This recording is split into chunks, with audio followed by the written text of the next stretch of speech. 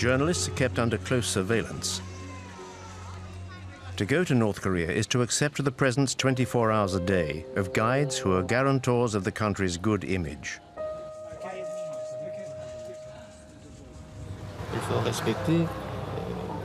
The law must be respected.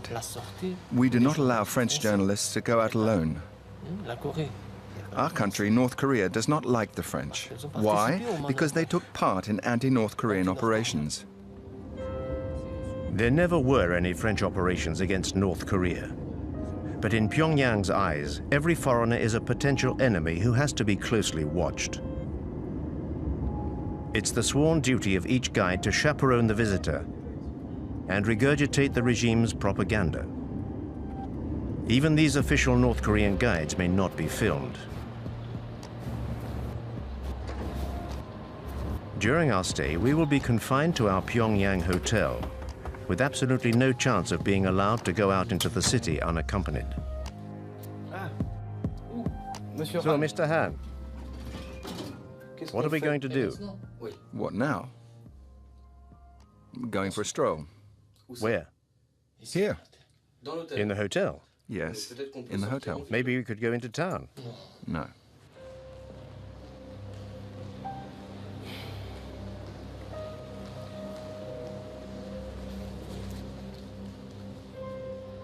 Having spent several hours wandering around the hotel lobby, we finally get authorization to go out.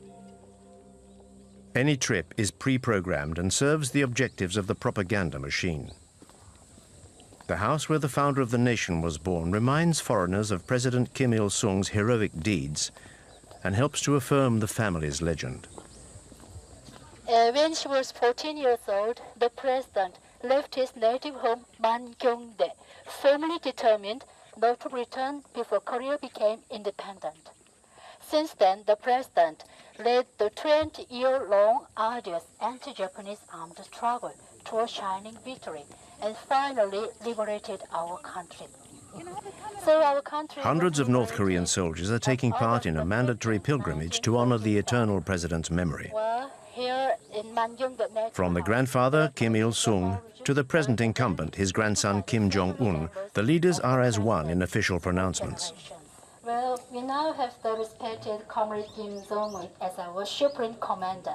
He is exactly like the President Kim Il-sung and the great General Kim Jong-il in his ideal leadership and in his humanity. So our Korea will always emerge victorious in the future too, under the wise leadership of the respected Marshal Kim Jong-un.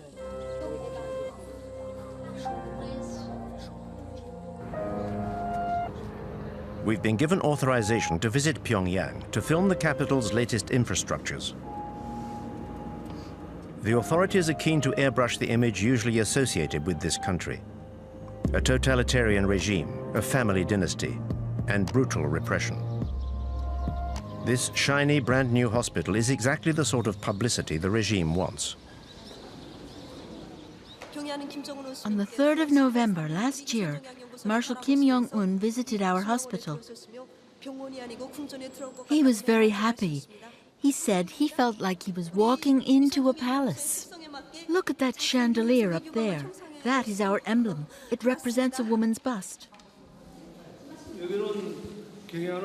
This is the room which our glorious leader, Kim Jong-un, visited on the 3rd of November. Come in.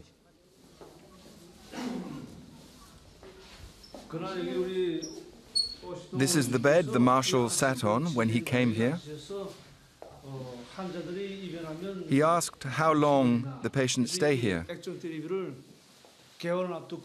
And Marshal Kim Jong-un sent us this 42-inch television the day after his visit. So you sleep here, is that right? You're a patient here? Yes. Do you speak French? A little. What a stroke of luck. The first patient we meet and she speaks French. How much longer are you going to be staying here? A week should be enough, I think. Wearing her hospital clothes, this patient is giving the performance of her life in this well-directed play.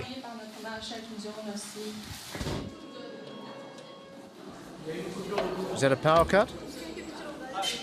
But reality soon kicks in again. Do you often have power cuts? No, very rarely.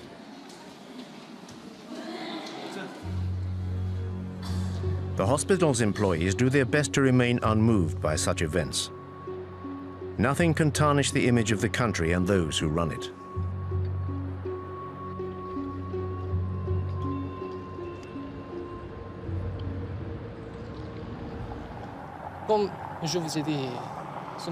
As I said to you this morning, our country is at loggerheads with the USA, Japan, and South Korea. So we need a strong military, many soldiers to defend the fatherland. There is always tension in the Korean peninsula.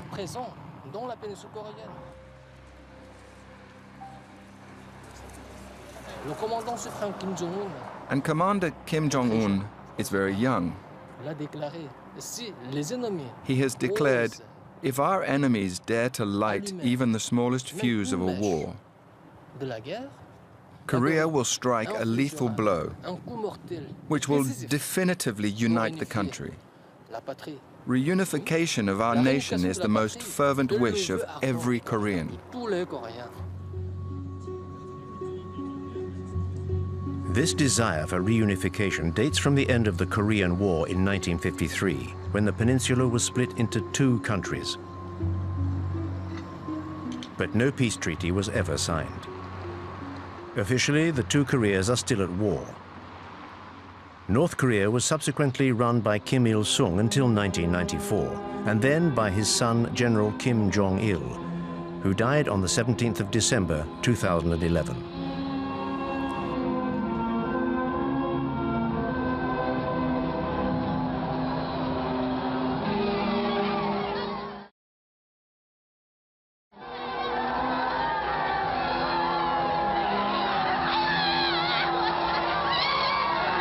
Kim Jong-un, son of the late Kim Jong-il, has been in power for 3 years.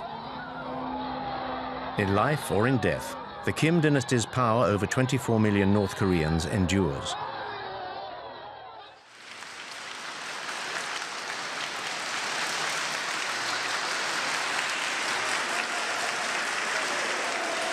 The Kim family is the first communist dynasty in history.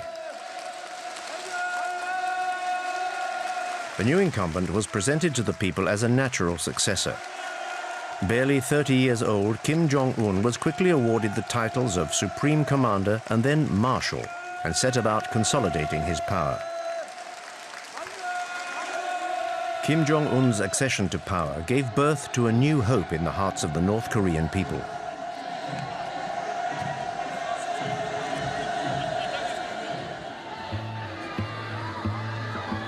More of a modernist than his father, he built theme parks and was accompanied at public appearances by his wife.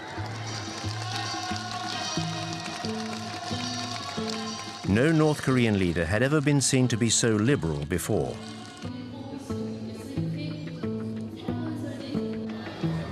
Kim Jong-un cultivated his image right down to his posture, which was designed to be reminiscent of his grandfather's. Propaganda has now established him as the third strongman of the North Korean nation. The leader is the country's brain and the people are its body. Our guide is here to remind us of this. Marshal Kim Jong-un is exactly like General Kim Jong-il in his human virtues, his political leadership, and his philosophy. Therefore, everybody respects and idolizes him. The guide's rhetoric is always the same. Under Kim Jong-un, devotion to the leaders remains almost religious. Like all transient foreigners, we are constrained by the regime's demands.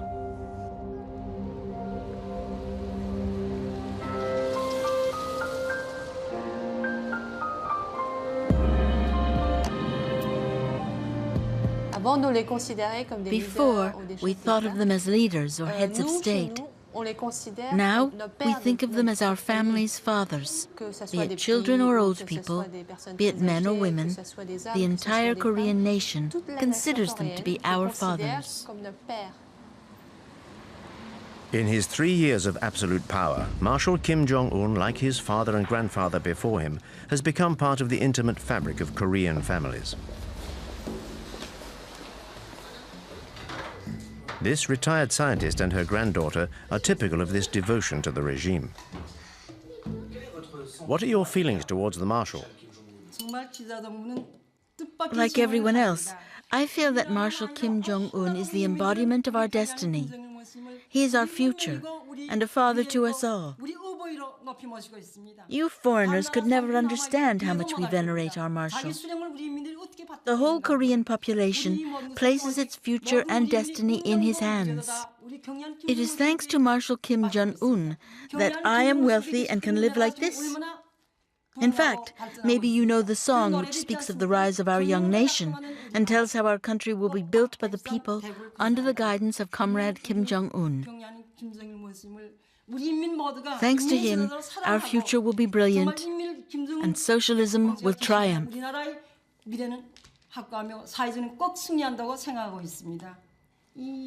How about a song?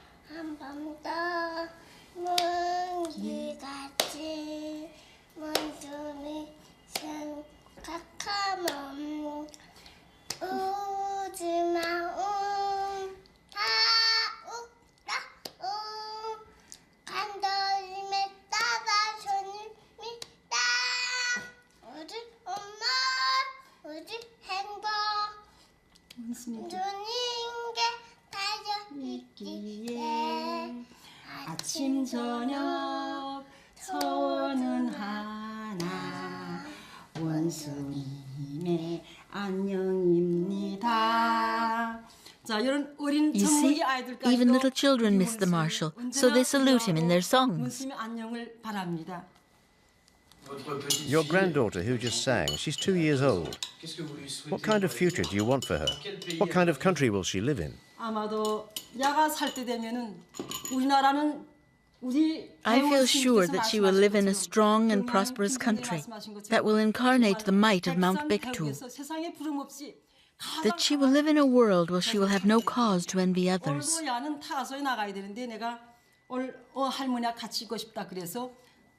She already goes to a good nursery and will go to the free high school and university. We hope she's going to be a scientist like her grandfather.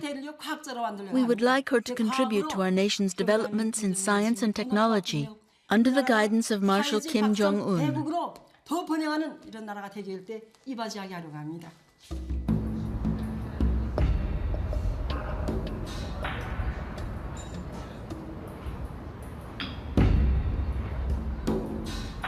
Under Kim Jong-un, the nation's future elite is being coached in Pyongyang's model schools.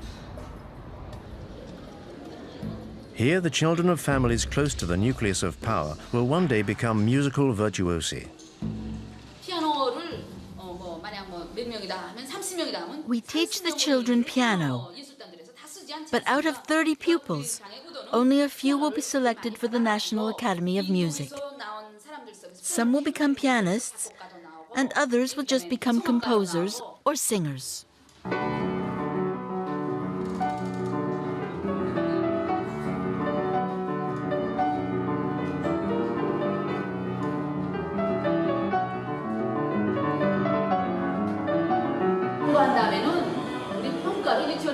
Our junior school gives out these red stars as rewards to children for good work.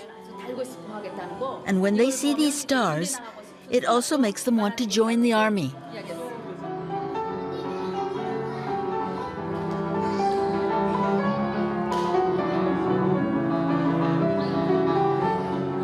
In this way, youth is molded to the regime's ideology from an early age and plays a vital role in its propaganda. The children have to be adorable. They're cosseted and well-fed. These are the regime's privileged few, the keepers of its eternal future.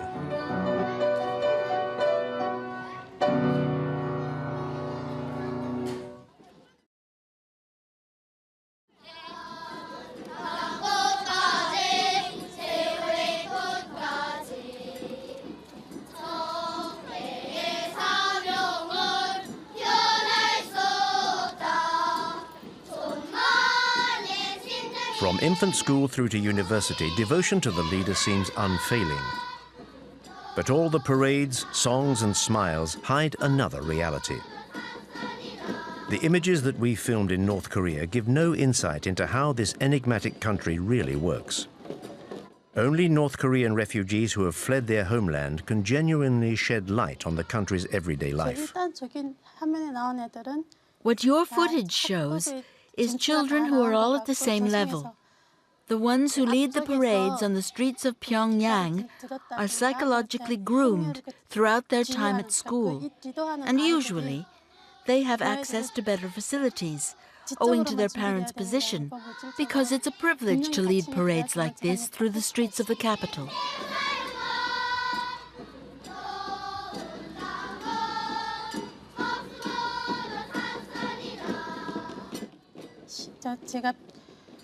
The difference between the kids from Pyongyang and the kids from the countryside is their size. The children from the capital are much bigger than the country kids of the same age. This is due to lack of protein in their diet.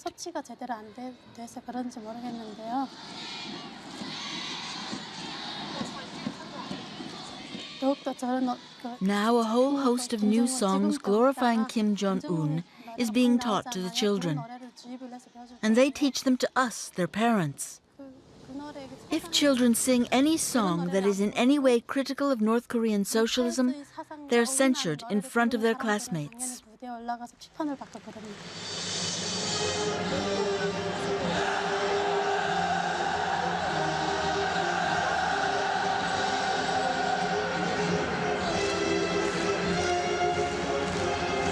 This indoctrination of youth is an absolute priority.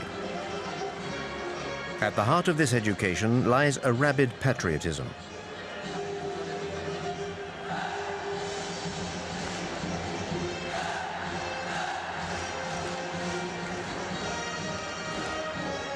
These children are the future of North Korea and have to be ready to defend their nation. These mass spectacles are designed for the North Korean nation to promote its sense of power.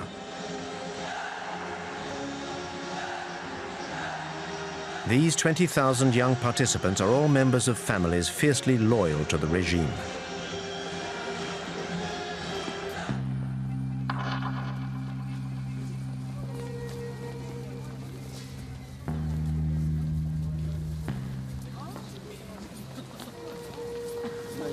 These Pyongyang citizens are an essential part of the regime's rhetoric, at its very core.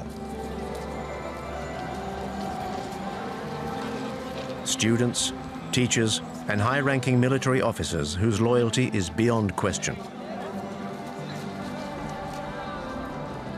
These men and women from the capital's elite are the only people allowed to meet foreigners.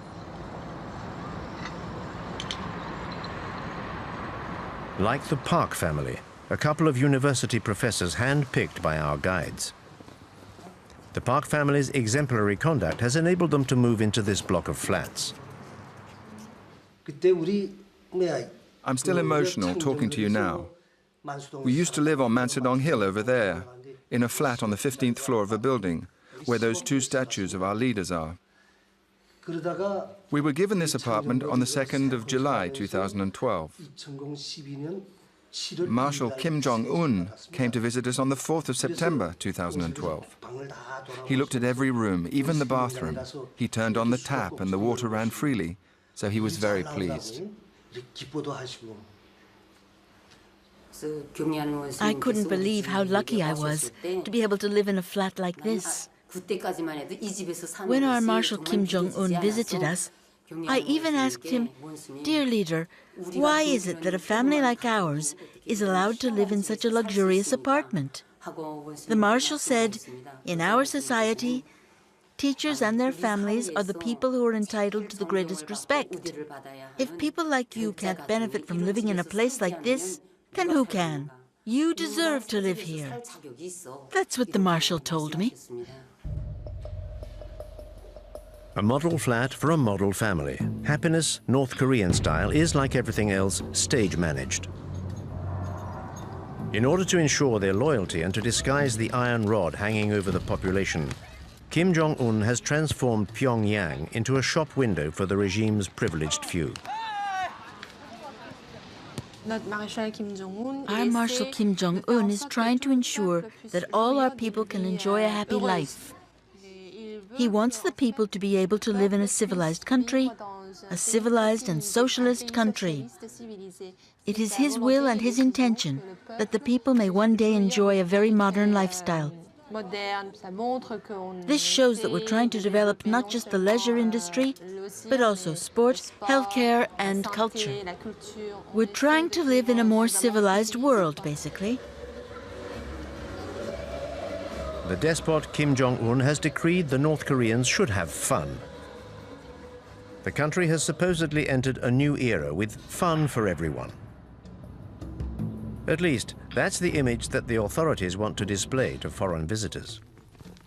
On the outskirts of Pyongyang, this equestrian center is Marshal Kim Jong-un's latest creation. This equestrian center is for the benefit of everybody: workers, employees, old people, and even small children. Nothing is left to chance. There's no room for improvisation. I'm on my way. They want to see the merry-go-round. Get everything ready quickly and let the others know. We're on our way.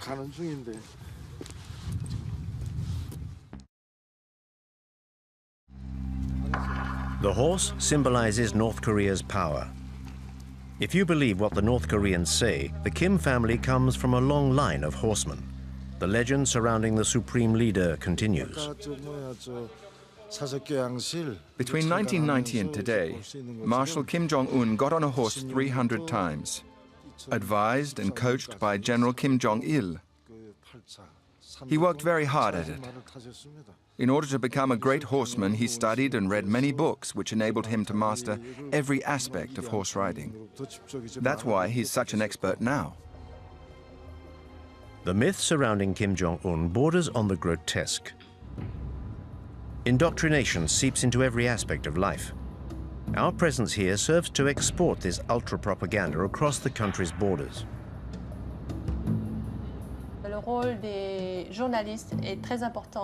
The role journalists play is very important.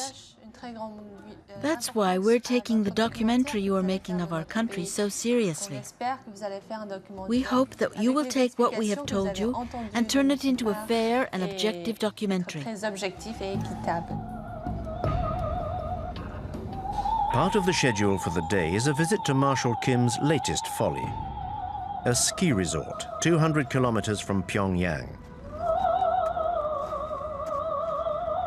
His time studying in Switzerland gave him a taste for winter sports. The regime has spent $300 million on the construction of this complex. But Kim Jong-un has also achieved his objective of circumventing the embargo on leisure goods imposed by the international community. We have 10 ski slopes here at the Masik Resort, 9 for professional skiers and 1 for beginners. We started building these slopes in May 2013, and we finished on the last day of December 2013. That's what the Marshal required, and we achieved it. Our leader even promoted our resort all over the world.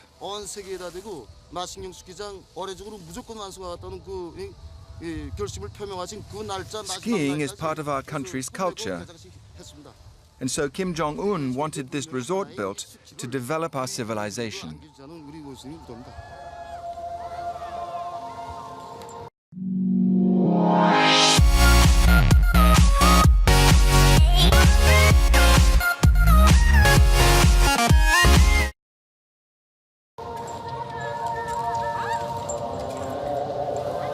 But who in North Korea can afford the luxury of a holiday here? No one is willing to explain the circumstances of their stay here. The resort was designed with the people in mind, and the prices too have been set with the people in mind. In Marshal Kim Jong-un's socialist country, money remains a taboo subject. Only 5,000 North Koreans are estimated to have the means to use this resort.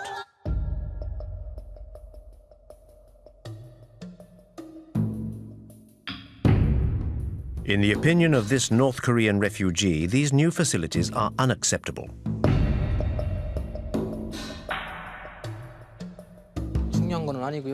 It's all so ridiculous. People are starving to death, and these facilities are only for rich people from Pyongyang and no good to anyone else. The reality is that people in North Korea are suffering.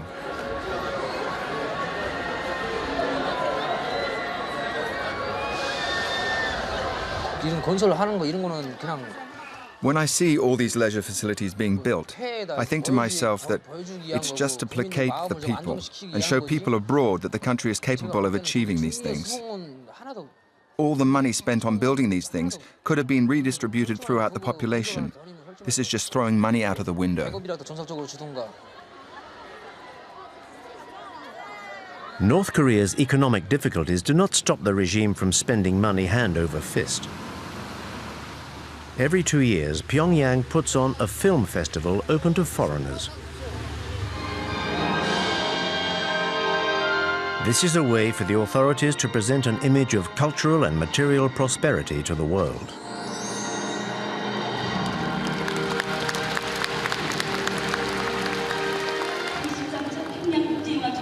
We declare the 13th Pyongyang International Film Festival open. The films and cartoons shown all follow the party line, of course.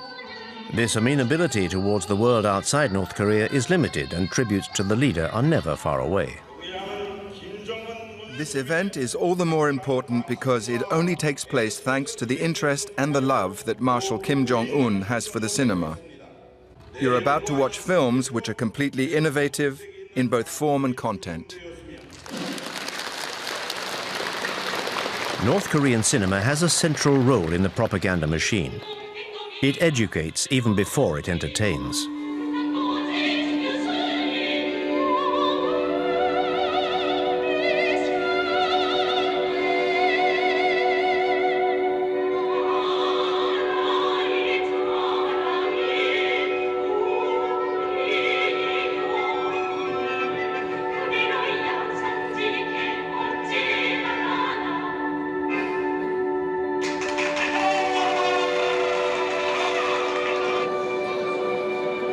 The film festival also allows the regime to present itself in a good light, a message relentlessly driven home by the Ministry of Culture. We want independence, friendship, and peace between peoples. All over the world? Yes, all over the world. A select group of dignitaries and a few foreigners are being treated to a soirée orchestrated by the great and good of the regime.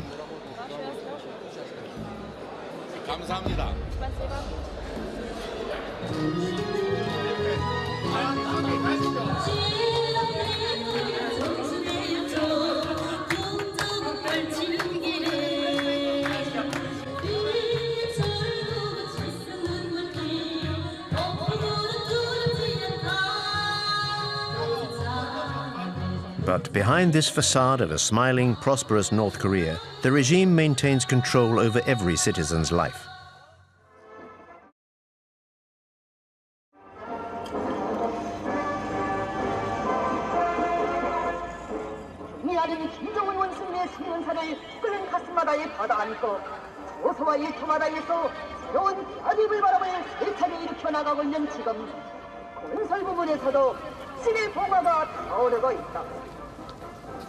경량 원숭이의 10년차를 넘겨봤더니도 정청당 기관식 발전소 건설장과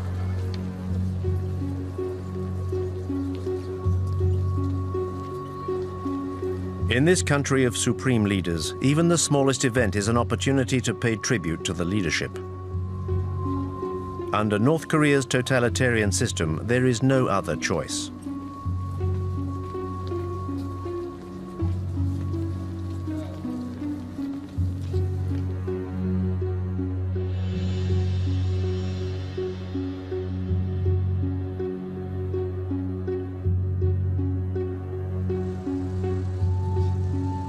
To commemorate the 60th anniversary of the end of the Korean War, the population of Pyongyang is requisitioned to pay tribute to its army.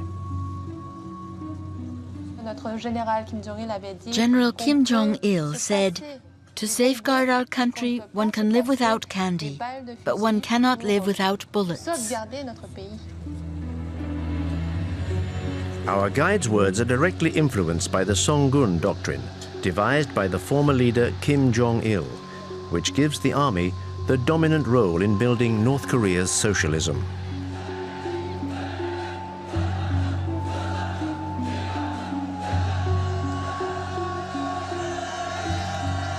Like his father, Kim Jong-un perpetuates the tradition of large public parades.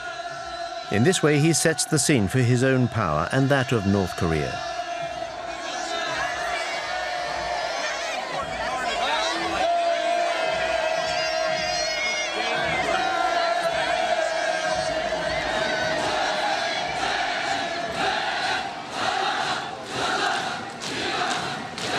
The army is the keystone of the regime, with 1 million North Koreans enlisted and 1/3 of the population reservists.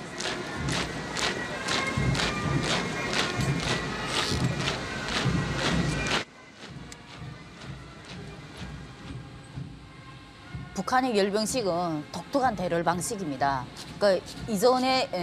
These parades are quite remarkable. I think they used to do something similar in the former USSR. What leaders Kim Il-sung and Kim Jong-il taught us was a style of military marching called the Hell March, which dated from the end of the war with Japan. It's a style that Kim Il-sung was already using when he fought the Japanese. The idea is to intimidate the enemy. When you do a hopping goose step like that, it's rough on the stomach. When we trained, we were told to wear 2 leather belts done up very tightly under our belly. This pushed up your stomach, which you can imagine is very painful.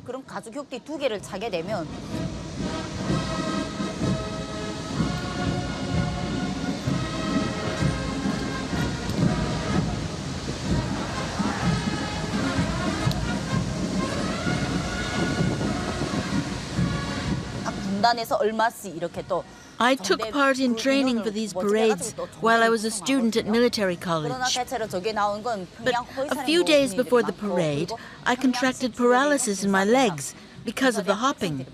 So I was unable to take part and had to go back to college. The training is extremely hard. It felt like being a prisoner in a labor camp. And in North Korea, not to be able to take part in the parades is very shameful.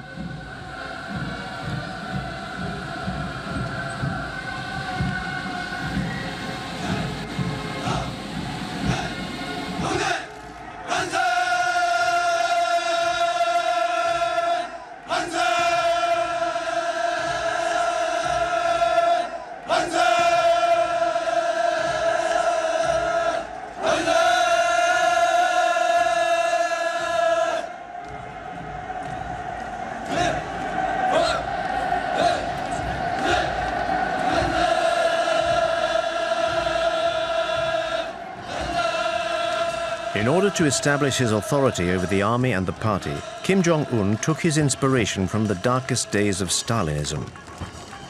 In December 2013, the young dictator began a violent purge of the state's apparatus. Any officials who could have got in his way were brutally eliminated, beginning with his own uncle, Jan Song-taek, who was very influential at the heart of the regime.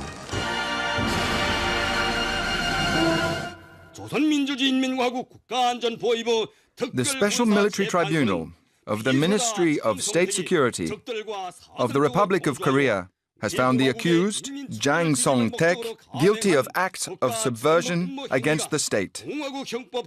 His goal was to overthrow the power of the proletariat by aligning himself with our ideological enemies. This crime carries the severest penalty under Article 60 of our Penal Code. This upstart, this traitor to the revolution, is condemned to death. The decision is to be implemented with immediate effect. Jang Song-taek was shot, according to the party line, for fomenting a coup d'etat. He was said to be overly immersed in commercial activities with China. Any hope of the regime relaxing its approach was definitively snuffed out. Kim Jong-un has asserted himself as a warlord. His frequently bellicose directives are followed to the letter by North Korea's soldiers. After the Kim Jong-un regime took power, training became more and more intense. He was determined to crush South Korea by force. He was very insistent on the weapons we had to use and ordered us to use all our ammunition on every training drill. I remember the directives changing when he took over. We had to go up into the mountains more and more often for training sessions, 2 or 3 times a week. And everything changed from a military equipment point of view. We got new and better munitions, like armor-piercing bullets. I think Kim Jong-un wants to prove to Koreans that he is capable of preparing the country for a war against South Korea.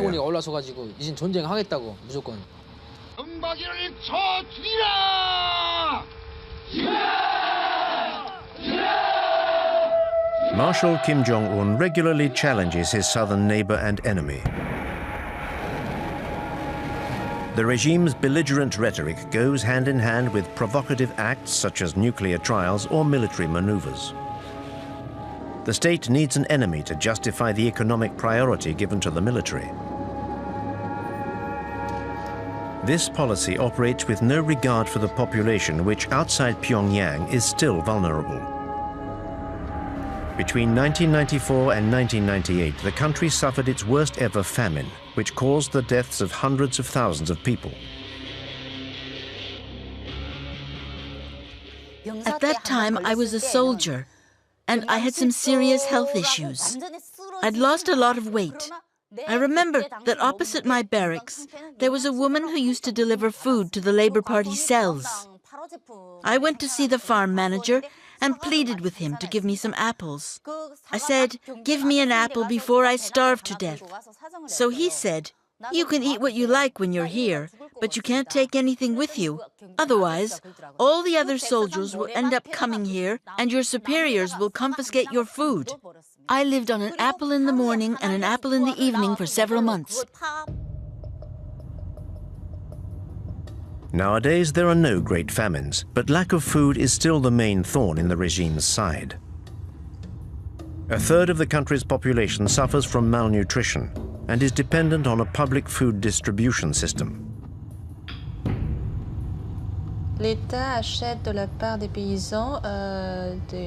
The state buys cereals and other foodstuffs from the farmers at a low price and then redistributes them among the population.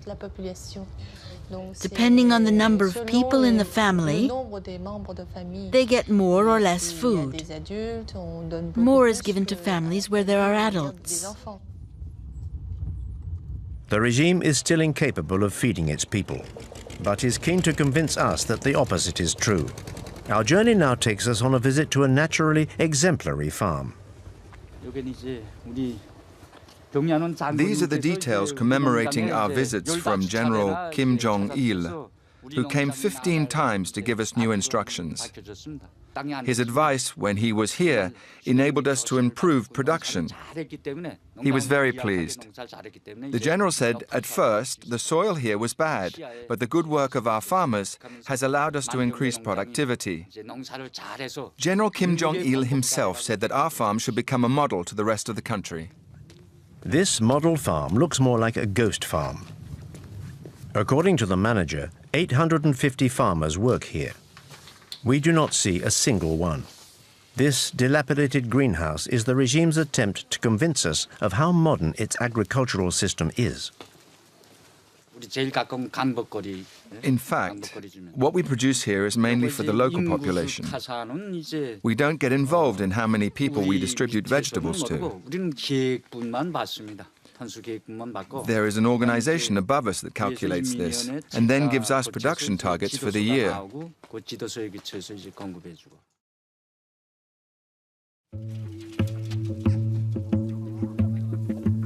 But the targets set by the authorities are unattainable. In order to help the farmers, the regime takes its inspiration from the Maoist model and sends the army into the fields. As soon as our training is over, we go into the country to work with the farmers. We usually help with pricking out rice or planting corn. Every regiment is billeted to a farm near its barracks. The commanding officer might say, this barracks, you go to this farm or whatever. After the corn harvest at the end of October or beginning of November, we return to barracks to start our winter training. In March 2012, Kim Jong-un introduced a reform which allowed farmers to keep half of what they grew. But a lack of fertilizer and farm tools prevents the country from being self-sufficient, and this fundamental principle remains out of reach.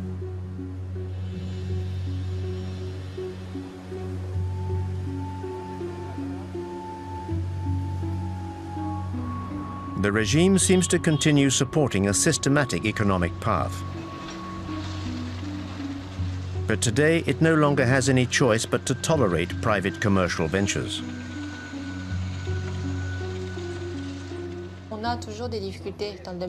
We still struggle economically. There are still obstacles to overcome, but under our marshal's leadership, everyone can enjoy a stable lifestyle.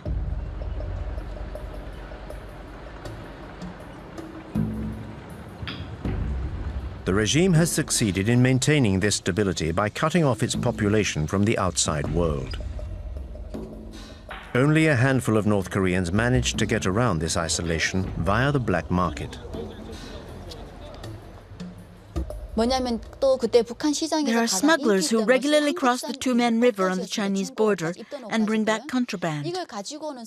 I went into business with a bunch of friends, and I remember everyone copying and burning South Korean DVDs brought in from China, and then selling them in the markets. In North Korea, buying DVDs like this is expressly forbidden and goes against the regime and the law. It is actually dangerous to even own them. But there are fewer controls in the evening, so people get together around 10 or 11 and stay up until dawn watching recordings of popular TV series. I remember a very popular South Korean series which showed a casino in a capitalist country. You saw money changing hands, which we'd never seen before. Because all you see on North Korean television is documentaries about Kim Il-sung and Kim Jong-il. And it's still the same today. But in those South Korean series, I saw apartments and wardrobes full of clothes and shoes. The North Korean regime keeps on telling us that South Koreans are very poor. But the people in those series were really fashionably dressed, and I loved it.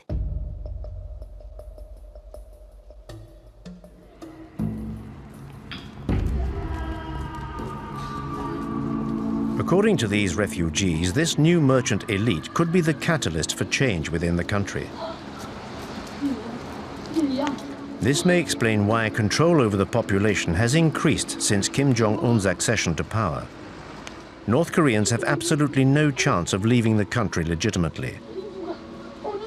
So despite the risk, many try clandestinely to cross the border into China.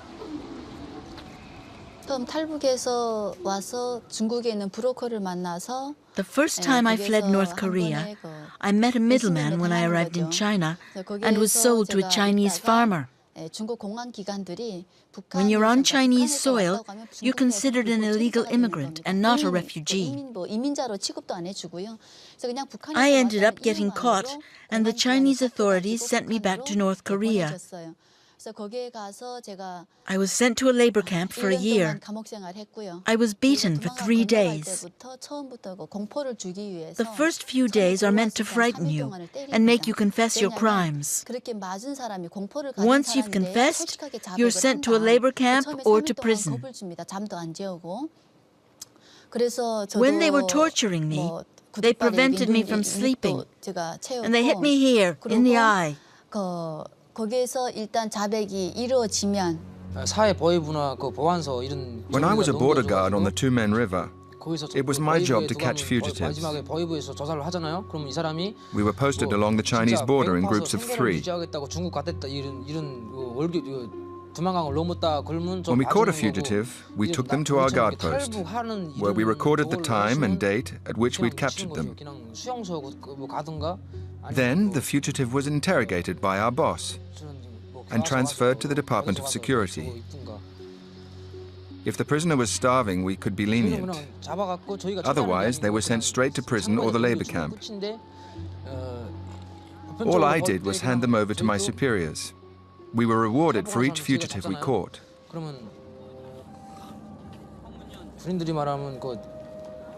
I stopped about 8 people from escaping across the Tumen River into China. If you catch 1 fugitive, you get a medal. If you catch 5 in the same year, the Labour Party awards you prizes and even holidays so that you can go home and see your family.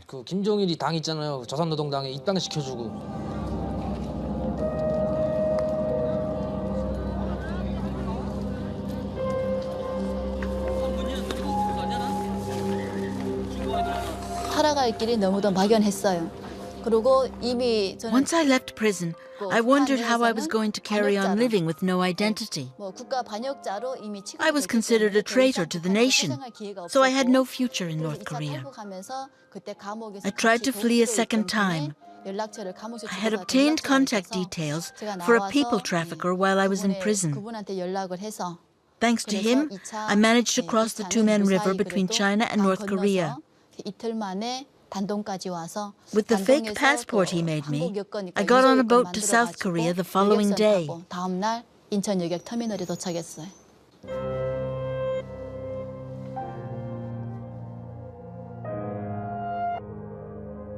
The ruthlessness of the regime and the disastrous economic situation have forced over 200,000 North Koreans to flee their country.